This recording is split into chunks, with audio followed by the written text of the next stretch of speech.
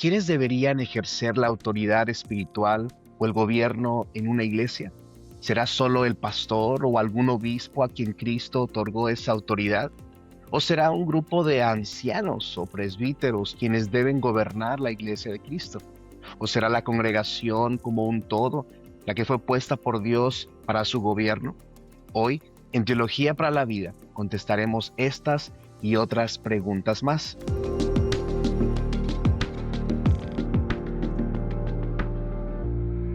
Bienvenidos a otro episodio de Teología para la Vida. Hoy tenemos el privilegio de contar una vez más con la compañía del doctor Daniel Eguiluz. Él estuvo con nosotros hace unos meses atrás ayudándonos con el credo niceno, pero hoy nos acompaña para hablar y reflexionar sobre otro tema también muy importante para la vida de la iglesia, el gobierno presbiteriano. Daniel, bienvenido a Teología para la Vida. Muchas gracias, Luis. Es un placer estar con ustedes otra vez. De nada, es un placer poder tenerte a ti. Antes de hablar sobre el gobierno presbiteriano, considero que sería bueno comenzar mencionando las tres principales formas o los tres principales sistemas eclesiásticos que tenemos en cuestión de gobierno. ¿Podrías brevemente comentarnos cuáles son esos sistemas de gobierno eclesiástico y en qué consiste cada uno de ellos?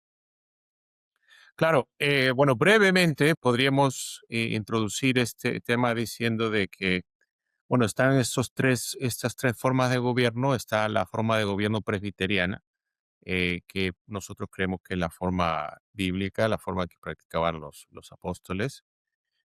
Luego está la forma de gobierno episcopal y luego la congregacionalista. Y brevemente, el nombre de presbiteriano indica la forma de gobierno en el nombre. Presbiteriano viene de presbítero, griego anciano. En el Nuevo Testamento vemos que hay un grupo de varones en las iglesias que son llamados presbíteros, ancianos, que a veces también se llaman obispos en plural. Y vemos que el gobierno de la iglesia, la dirección, la enseñanza muy importante, ¿verdad? La administración de los sacramentos recaía sobre este grupo de ancianos, obispos, presbíteros, ¿no? Y que de- ellos operaban de una manera colegial, en el sentido de que se veían el uno al otro como colegas, iguales, ¿no? Que tenían la misma autoridad, el mismo poder, la misma responsabilidad y trabajaban juntos de esa manera. Em, y luego mencionamos también la forma de gobierno episcopal, ¿verdad? Y episcopal también alude a los términos que acabamos de mencionar. Dijimos de que los presbíteros en el Antiguo Testamento también son llamados obispos. Obispo en griego es episcopos y de ahí viene el nombre de episcopal. Y lo que vemos nosotros es que esta forma de gobierno surge muy temprano dentro de la iglesia. Podemos ver evidencias de ello a inicios del segundo siglo. Pues para ser honestos, esta fue la forma que se estableció como la norma dentro de la iglesia, pues a partir del segundo siglo ah, hasta el tiempo de la Reforma, cuando los diferentes movimientos de Reforma protestante variaron la forma de gobierno. Tenemos los reformados que trataron de volver al sistema, a un sistema presbiteriano. Tenemos otros protestantes que siguen la línea episcopal, pero luego también surgen en el siguiente siglo las iglesias congregacionalistas. Pero ¿en qué se distingue la forma de gobierno episcopal de la presbiteriana? Eh, pues de que no hay una pluralidad de pastores eh, localmente. Ya seguramente después vamos a aclarar esto un poco más, pero al menos localmente, en una ciudad, solamente puede haber un obispo, un solo obispo. Ya no hay varios obispos, sino hay un solo obispo, que está por encima de los presbíteros. O sea, incluso en este sistema todavía se habla de presbíteros, se puede hablar de ancianos en ese sentido, pero vemos que hay uno que está por encima del resto y de cierta manera funciona como el jefe de ellos, ¿no? Pero también es bueno aclarar esto, el obispo tampoco no es amo y señor de toda la iglesia, porque así como hay una iglesia en una localidad, en una ciudad, vemos que también van a haber otras iglesias en otras localidades que también tienen sus obispos y estos obispos tienen que estar en comunión los unos con los otros. Entonces hay cierta rendición de cuentas, por decirlo así, entre los mismos obispos, ¿no? Pero bueno, entonces esta es la forma de gobierno episcopal, surgió muy temprano. Y luego, a partir del siglo realmente XVII, bueno, si pensamos en los anabaptistas, podríamos encontrar esto en el siglo XVI, ¿verdad? Pero la forma de gobierno congregacionalista en la que cada congregación, cada grupo cristiano que se reúne para adorar a Dios, funciona de manera autónoma, ¿no? No tienes tú ningún grupo de presbíteros a los que ellos tengan que responder, ni tampoco tienes un obispo, sino que la congregación se rige por sí misma. No puedes, según este sistema, que es característico de los bautistas, las congregaciones pueden estar en comunión con otras congregaciones y pueden colaborar, pero lo que sí rechazan completamente es la idea de que pueda venir un presbiterio o un obispo de afuera para establecer, por decirlo así, o imponer su autoridad, ¿no? Eso lo rechazan. Entonces, esto son las tres formas de gobierno principales. Em, no son las únicas, realmente podemos encontrar otras formas de gobierno a través de la historia, pero son las principales que se manejan en las discusiones de eclesiología. Entonces tenemos a lo largo de la historia estos diferentes sistemas de gobierno, el presbiteriano, el episcopal, el congregacionalista. De estos tres, como mencionabas al inicio, nosotros pensamos que el que refleja las escrituras del Nuevo Testamento particularmente, ¿no? Viene siendo el sistema presbiteriano. Y me gustaría entonces que profundicemos un poquito sobre este tema del gobierno presbiteriano. Y como tú y yo sabemos, la Biblia nos deja en claro que el jefe, el rey, el soberano de la iglesia es Jesucristo. Y sabemos que Él ejerce su gobierno a través de su palabra, a través de las escrituras. Y cuando leemos esas escrituras, nos damos cuenta en diferentes pasajes como en Efesios 4, en Timoteo 5:17, en Primera de Pedro 5:1 al 4 y también en Tito capítulo 1 de 5 al 9, nos damos cuenta de que como rey de su pueblo, Cristo ha decidido dar autoridad espiritual no a una persona, sino a un grupo de presbíteros, de obispos o ancianos, ¿no? Como mencionabas, estos términos en el Nuevo Testamento se usan de manera intercambiable para hablar del mismo oficio y estos ancianos, estos presbíteros, como cuerpo representativo y elegido por la iglesia, son los que gobiernan, los que supervisan el cuerpo de Cristo, la iglesia, y también los que protegen a la iglesia de los errores, y todo esto, pues en sumisión a las escrituras, ya que entendemos que las escrituras son el instrumento infalible dado por Cristo para gobernar a su pueblo. Doctor Daniel, ¿podrías mencionarnos algunos testimonios de los padres de la iglesia que reflejen este sistema de gobierno presbiteriano? Creo que eres una persona muy adecuada para ayudarnos en esta área debido a que gran parte de tu trabajo académico tiene que ver con esta área de la patrística. Así que ayúdanos un poco hablándonos sobre algunos ejemplos que nos muestran a nosotros que muy temprano en la iglesia también teníamos un sistema de gobierno presbiteriano.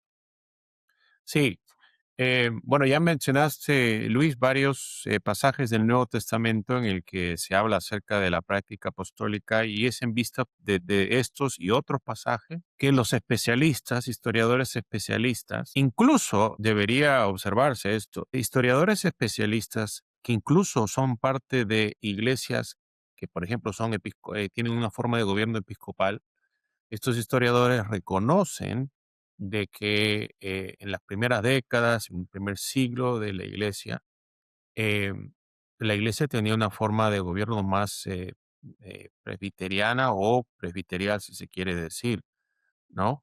Em, y hablando del testimonio de que, o mejor dicho, la confirmación de esta conclusión es justamente lo que tú estabas preguntando acerca del testimonio fuera de la Biblia, ¿no? El testimonio fuera de la Biblia en los primeros siglos. Y lo que vemos en los documentos más antiguos entre los padres de la iglesia es justamente una confirmación de este modelo. Vemos en los documentos, bueno, hay una colección de los escritos cristianos más antiguos fuera de la Biblia, que se conoce como los padres apostólicos, los padres apostólicos. O sea, tenemos a los padres de la iglesia. Los padres de la iglesia, pues, representan un periodo que va desde el segundo siglo hasta, bueno, realmente podríamos decir desde el primer siglo hasta por lo menos el siglo quinto, ¿no? En algunos otros consideran padres del siglo sexto, de séptimo, pero por lo menos hasta el siglo quinto. Te das cuenta que es un tiempo considerable. Estamos hablando de 500 años y muchas cosas pasan en 500 años. Tú estás en Estados Unidos. Estados Unidos recién está listo para celebrar su aniversario 250. En fin, estamos hablando de un Sí. tiempo mayor que ese, ¿verdad? Muchas cosas pasan en 500 años. Entonces, eh, por esta razón, a veces en este periodo patrístico se dividen grupos más pequeños. Y el primer grupo que se reconoce justamente es el de los padres apostólicos. Están los padres de la iglesia y luego un grupo más pequeño, conocido como los padres apostólicos, que son parte del grupo de los padres de la iglesia, pero se llaman padres apostólicos porque están más cerca al tiempo de los apóstoles. Entonces estamos hablando de estos escritos de fines del primer siglo e inicios del segundo siglo. Y entonces es en estos documentos en los que también vemos nosotros, interesantemente, el testimonio también de la iglesia en Roma, en la que vemos de que todavía se sigue hablando acerca de estos presbíteros en plural, estos pastores en plural. Podemos encontrar, está la Didache, está el libro de Primera de Clemente, que por eso mencionaba esto, que es interesante, porque Primera de Clemente se atribuye a la iglesia de Roma. Entonces, más o menos del año 95, más o menos se calcula que se escribió este libro. Entonces, lo que sugiere que en Roma mismo, en la iglesia romana, a finales del primer siglo, todavía no había un episcopado monárquico, o sea, un solo obispo que se pueda levantar sobre el resto, ¿no? Y también, interesantemente, lo de Primera de Clemente es que la iglesia de Roma le escribe a la iglesia de Corinto y se asume que la forma de gobierno es la misma, lo cual sugiere que pues, no solamente tenemos una forma de gobierno presbiterial en Roma, sino también en Corinto, no en otras partes. O sea, no es exclusivo de Roma.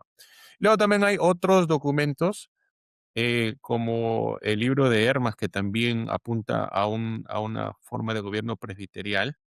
Em, pero lo que también hay que reconocer es que en esta colección de padres apostólicos es cuando también se encuentra el surgimiento de la forma de gobierno episcopal, porque son con las cartas de Ignacio que estamos hablando del inicio del segundo siglo, en el que encontramos por primera vez esta distinción entre el único obispo, los presbíteros que están debajo de él y por debajo de ellos los diáconos, pues, ¿no? Entonces, encontramos confirmación de una forma de gobierno presbiterial o presbiteriana, pero también encontramos en la misma colección el surgimiento de la forma de gobierno episcopal, que como dije anteriormente, hay que reconocer, se establece como la forma normativa a partir del segundo siglo. Muchas gracias por mencionarnos esos aspectos que nos permiten poder ver la historia, ¿no? Desde este ángulo y poder precisar a algunas de las personas que estuvieron mostrando esta línea de un gobierno dirigido por un grupo de ancianos, un grupo de presbíteros. Fíjate que en lo que mencionabas esto, me acordé de que escribiste, o parte de tu tesis doctoral que realizaste tenía que ver ah, con una persona que vino un poquito después Ujú. en la vida de la iglesia, Cipriano de de Cartago, me gustaría preguntarte brevemente sobre la postura que él tenía, porque obviamente él ya vino un poco después, así que él ya su ambiente que él va a respirar va a ser ya uno en donde va a haber un poquito más énfasis en un sistema episcopal, pero quisiera preguntarte por pura curiosidad, ¿cómo fue tu acercamiento cuando lo leías a Cipriano y pues obviamente había estos aspectos donde no compaginaban en este tema en particular, sabiendo que uno de sus grandes aportes fue la unidad de la iglesia en relación con con el oficio del obispado. Claro. ¿Cómo le hiciste en esas áreas? Sí, bueno, la verdad que el estudio de Cipriano ha sido, y digo ha sido porque lo sigo leyendo, em, sumamente interesante, edificante para mí, y me parece que sirve justamente para ver cómo estas formas de gobierno no son estáticas, sino que cambian y se desarrollan con con el paso del tiempo. Como tú pues bien observas, Luis, ya para el tercer siglo, porque estamos hablando de mediados del tercer siglo con Cipriano, ya la forma de gobierno episcopal está firmemente asentada en la iglesia. Tanto así que asume, Cipriano asume de que es la forma de gobierno apostólica, ¿no? Él asume que así fue como como los apóstoles establecieron a la iglesia, y por eso él es capaz de decir, pues, algunas cosas que nosotros como cristianos reformados y evangélicos no vamos a estar de acuerdo, ¿no? Pero él va a decir que el que no está con el obispo está fuera de la iglesia, y fuera de la iglesia no hay salvación, ¿no? Entonces, vamos a ver cosas así, pero, a lo que quería llegar también con lo de la evolución y el desarrollo.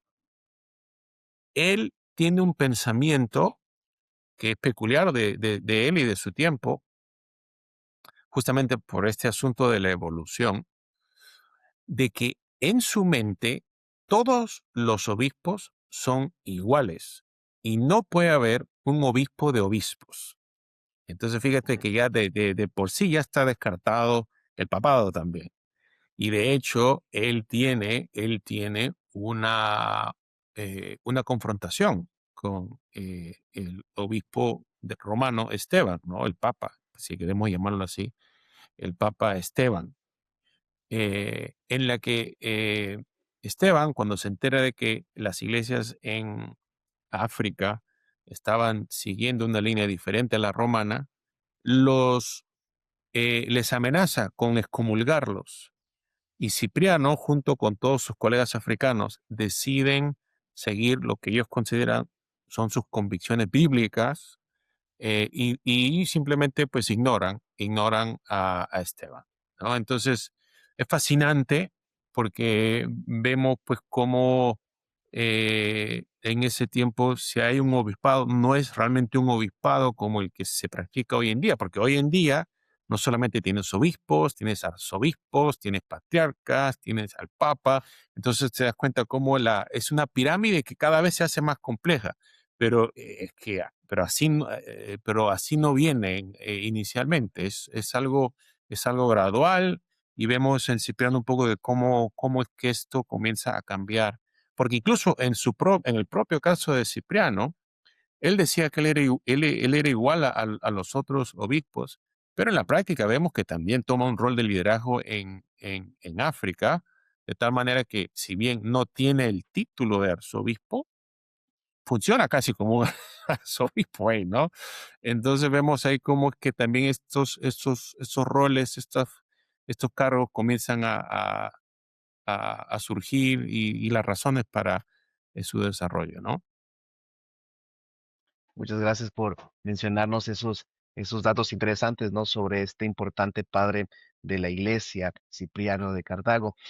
Quisiera ahora que ah, nos enfocáramos en el tema del gobierno presbiteriano. Al inicio nos diste una breve descripción de cada uno de estos tres sistemas de gobierno eclesiástico, pero no sé si me podrías apoyar ahora con una elaboración un poco más más específica sobre los componentes del gobierno presbiteriano? ¿Qué cosas son los aspectos distintivos de esta forma de gobierno?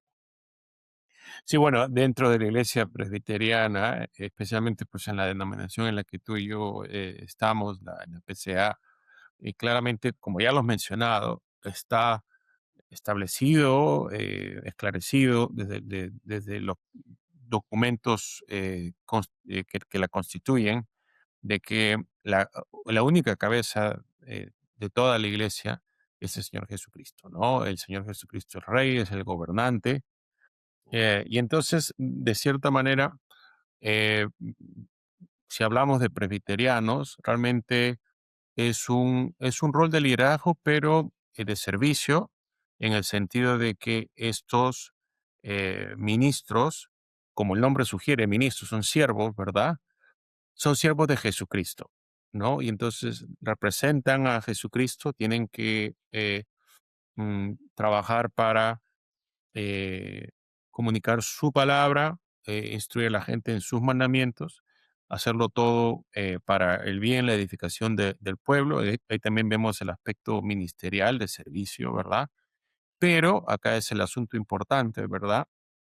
Que lo hace distintivamente presbiteriano, es que todos los pastores, y en esto yo creo que también es parecido a Cipriano, ¿ah? Pero lo que Cipriano aplica a los obispos, en el sistema presbiteriano se aplica pues a los pastores, si se quiere decir así, que son todos iguales. No hay un superpastor o un superobispo por encima de todos. Entonces esto crea la necesidad de que haya una colegialidad, ¿no? Es decir, una colaboración entre los pastores. Y bueno, entonces cada congregación tiene que tener su grupo de ancianos o presbíteros y estos son parte de otro conjunto que representa pues a toda la región. Y entonces en este sistema, al menos cómo se ha desarrollado, porque también hay que reconocer que todos estos componentes no estaban o no parecen haber estado en su totalidad desde el comienzo. Estas cortes, ¿no? En las que tú tienes la corte, por decirlo así, de la sesión o creo que le llaman otra cosa, en el consistorio, creo que lo llaman aquí Correcto. en el Perú. em, y luego por encima de ellos está el presbiterio o el sínodo, ¿no? Pues entonces la idea es que trabajen juntos en la supervisión y el cuidado de la iglesia. Aunque también acá también es importante hacer una aclaración de que incluso entre los ancianos que sirven a una iglesia puede haber una distinción entre los ancianos o presbíteros que se dedican principalmente a la enseñanza y a la administración de los sacramentos, ¿verdad? Se le llaman los presbíteros docentes, con otros que apoyan en la administración, en el gobierno, pero que no tienen la responsabilidad de estar predicando y administrando los sacramentos, ¿no? Entonces, esos son algunos de los distintivos y pues bíblicamente mencionaste ya varios pasajes con los que nosotros nos apoyamos para desarrollar esta forma de gobierno. Es importante notar de que realmente es la forma en que vemos que el pueblo de Dios se ha gobernado desde sus inicios, o sea, incluso desde el libro de Éxodo. Desde el libro de Claro. Éxodo ya vemos que Israel tiene ancianos, ¿no? Y que son los ancianos los que dirigen y toman las decisiones, representan al pueblo. Y vemos que incluso cuando hay una monarquía o hay un Moisés, un profeta que surge, los ancianos siguen ahí presentes y son lo que continúa incluso cuando ya no hay una monarquía. Entonces, desde esa perspectiva podemos ver que naturalmente los apóstoles, siendo judíos, siendo ese el sistema que ellos heredan y que conocen, también es el sistema que vemos que establecen en las iglesias. Em, y me parece que hay unos pasajes que llaman mucho mi atención. Hay un par en particular que realmente me parece que sirven para ver con mayor claridad estas realidades, aparte de los que mencionaste, ¿no? Mencionaste el de 1 de Pedro 5 en el que se llama eh, hay una exhortación a los ancianos y también a la gente que se someta al liderazgo de ellos, pero eh, Hechos 15, ¿no? Hechos 15, cuando surge la controversia de los judaizantes y en Jerusalén se tiene que decir qué hacemos con ellos. Son los apóstoles y los ancianos los que se reúnen para resolver ese asunto. Fíjate, me parece sumamente interesante ver que no son solamente los apóstoles, dice el texto que se reúnen los apóstoles con los ancianos, ¿no? Sí. De cierta manera, cuando lo hacen, lo están poniendo a los ancianos como iguales a ellos, eh, ciertamente en este rol pastoral, ¿no? Y luego otro pasaje que me llama mucho la atención es el de Hechos 20, cuando Pablo cree él que ya no va a haber nunca más a la iglesia en Éfeso, se despide de ellos, no tiene el tiempo de saludar a toda la iglesia, así que él llama a los ancianos, en plural, una vez más, y les encarga el cuidado de la iglesia y los encomienda al Señor.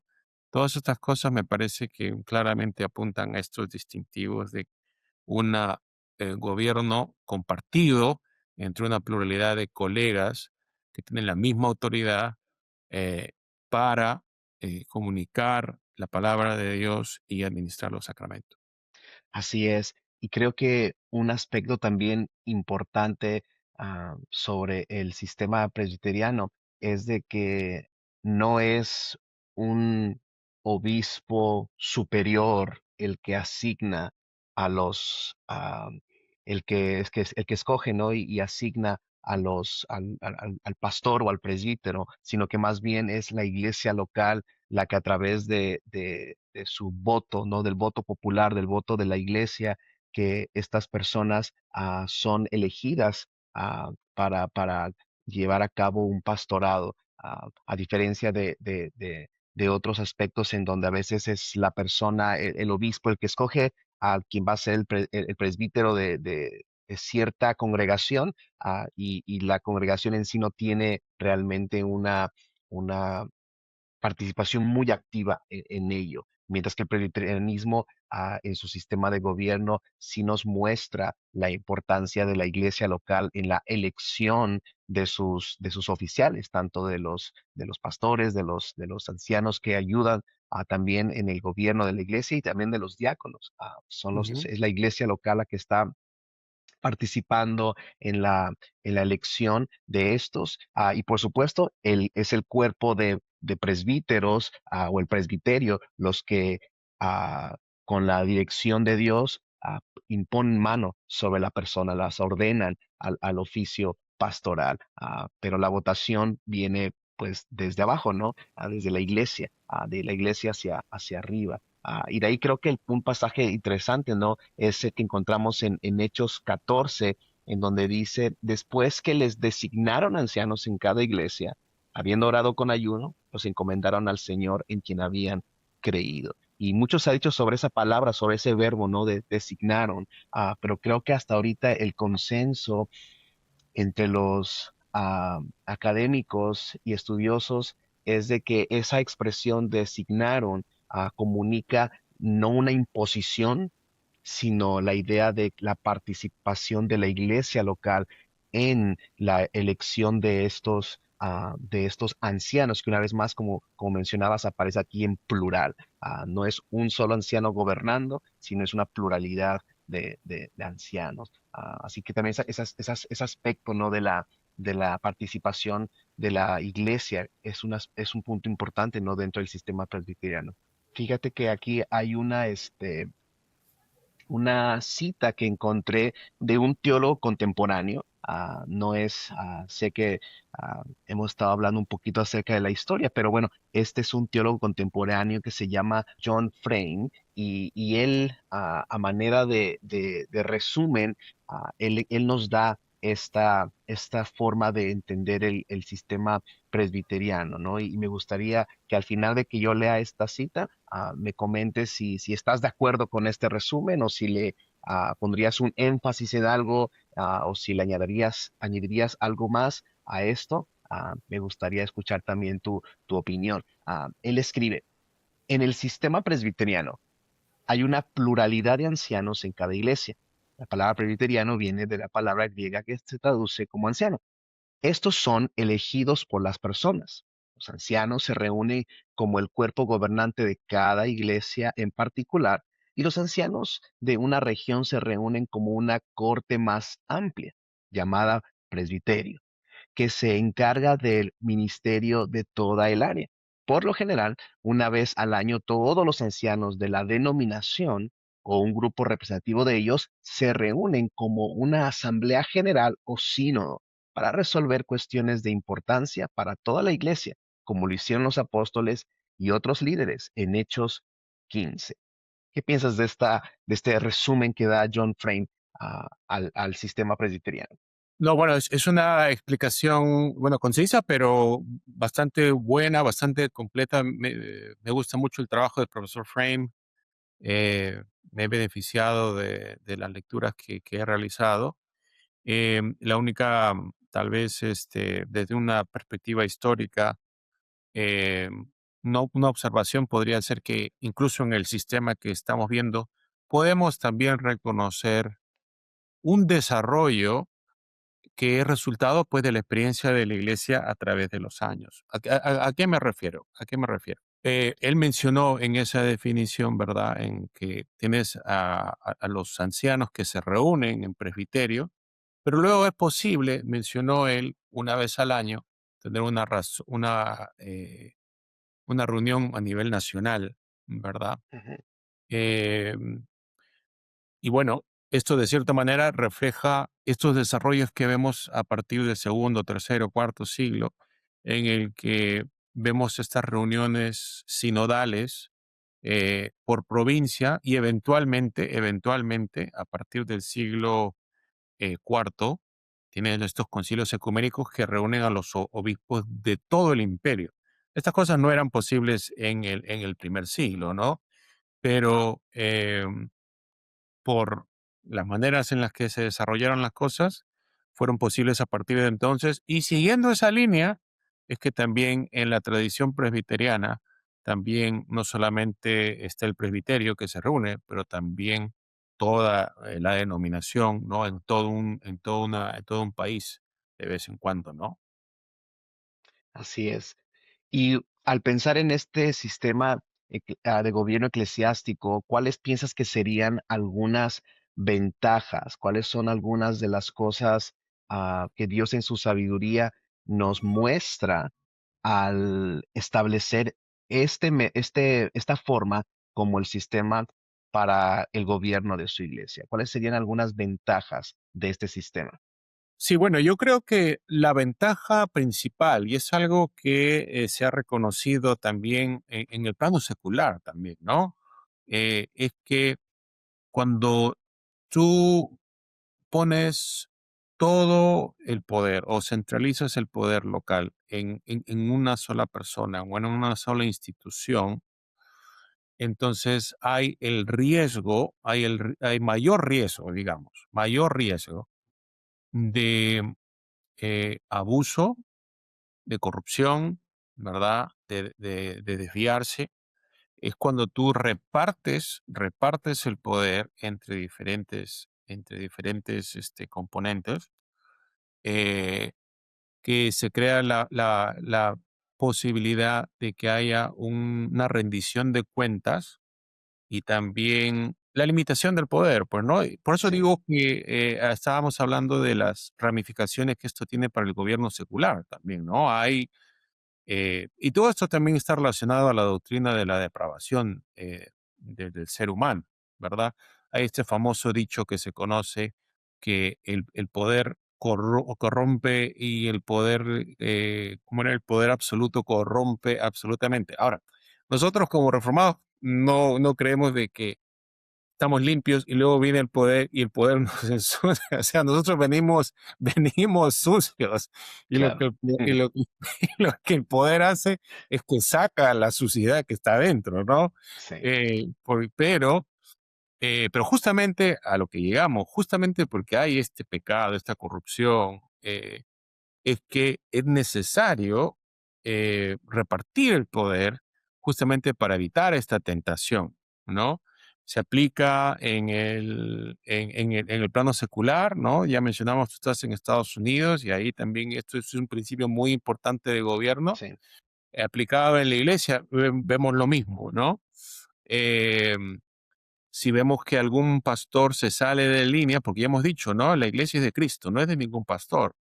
Entonces, si algún pastor se sale de la línea, el miembro de la iglesia no está desamparado. Puede apelar al presbiterio, no, bueno, pero antes del presbiterio, al consistorio, a la sesión, ¿no? Local, y vemos que si ellos no pueden resolver un asunto, también se puede luego apelar al presbiterio y hasta al Consejo Nacional se podría llegar en última instancia, ¿verdad? así es. Pero entonces eso es un beneficio muy grande. Hay que reconocer, hay el otro lado de la moneda. El otro lado de la moneda es que a veces cuando haces esto, haces que las cosas se demoren un poco más, hay un poco más de burocracia, por decirlo así. Y eso sería, pues, hay que reconocer un poco el lado negativo, pero me parece que los beneficios pesan más, ¿no? Sí, recuerdo cuando mencionaste al inicio sobre que desde el Antiguo Testamento vemos la presencia de ancianos y creo que también un beneficio de esa pluralidad, ¿no? Es a nivel muy práctico, la cuestión del apoyo. O sea, Moisés no podía hacer todas las cosas, entonces necesitaba ayuda. Ah, un solo pastor o un solo obispo encargado de una iglesia local, aunque sea una iglesia pequeña, no puede hacer todo. Necesita de un cuerpo de otras personas que tienen esa misma autoridad para poder pastorear, para poder guiar a la iglesia de una manera verdaderamente eficaz. Entonces, en términos muy, muy sencillos y prácticos, también ese beneficio, ¿no? De que ah, el apoyo que se puede notar en esta clase de sistema es muy, muy notorio, a diferencia de algunas iglesias protestantes que vinieron pues recientemente, ¿no? Como las iglesias pentecostales, estas iglesias donde solamente el pastor prácticamente manda o dice, ah, o sea, yo me imagino que o, o no duermen o han de estar súper agotados o no están haciendo bien su trabajo. Ah, Porque para cuidar de una iglesia, un solo hombre es muy difícil de hacer. Y creo que en la pluralidad de ancianos se divide gran parte de este peso, gran parte de esta responsabilidad se divide en esta pluralidad de ancianos, que es parte de lo que promueve el sistema presbiteriano. Ujú, sí, y como dices, esto trae beneficio para todos, porque no solamente para que la iglesia reciba un mejor cuidado, sino también para que los mismos pastores, como tú acabas de decir, eh, no se agoten completamente y terminen acortando sus días, ¿no? Sí, sí, sí, sí. No, definitivamente.